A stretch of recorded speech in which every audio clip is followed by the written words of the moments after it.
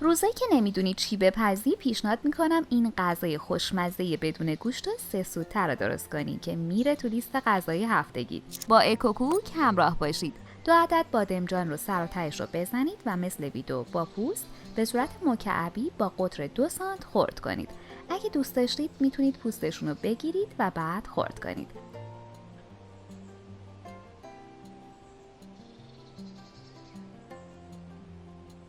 داخل تابه بریزید.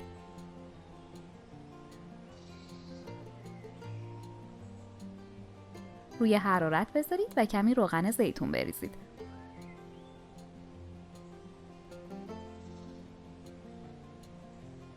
اجازه بدید 8 الی 9 دقیقه بپزن و نرم بشن. توی این فاصله 1 عدد فلفل قرمز کاپی یا نصف یه فلفل دلمه‌ای رو خرد کنید. عزیزان، باعث افتخار ماست که عضو کانال اکوکوک باشید و دکمه سابسکرایب رو بزنید. 1 عدد پیاز رو هم نگینی خرد کنید.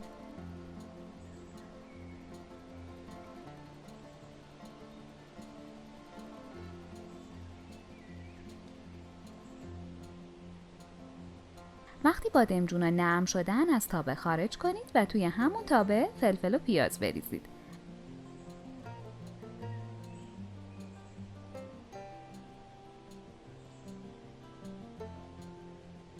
سه 4 دقیقه تفت بدید تا نرم بشن.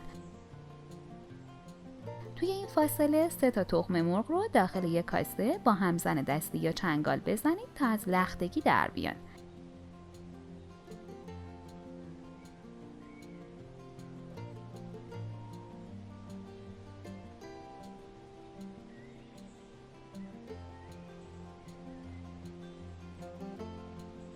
وقتی فلفل و پیاز نرم شدن 2 حبه سیر رنده شده اضافه کنید و کمی تفت بدید.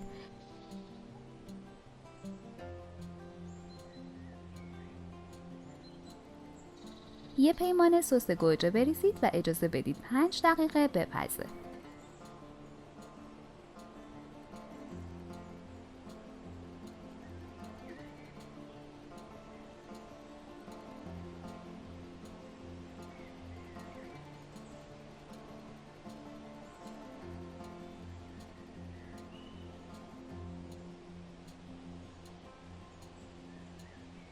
نصف قاشق چایخوری نمک،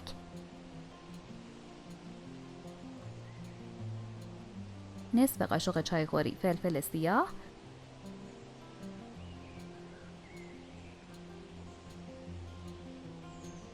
نصف قاشق چایخوری پاپریکا،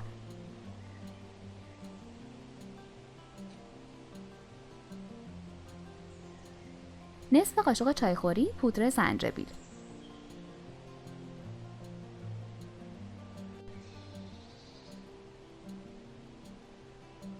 بادمجان ها رو هم بریزید و مخلوط کنید.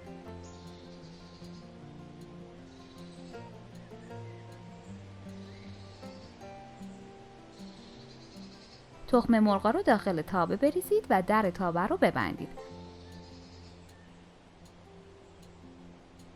روی حرارت ملایم 5 دقیقه بمونه تا خودش رو بگیره. روش کمی جعفری خرد شده بریزید.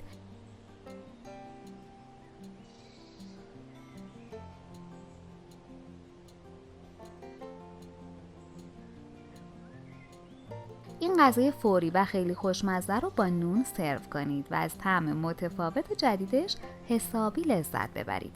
اگه از این آموزش خوشتون اومد، باید بگم که ویدیوهای جالبتری هم توی کانالمون داریم که حتما باید ببینید.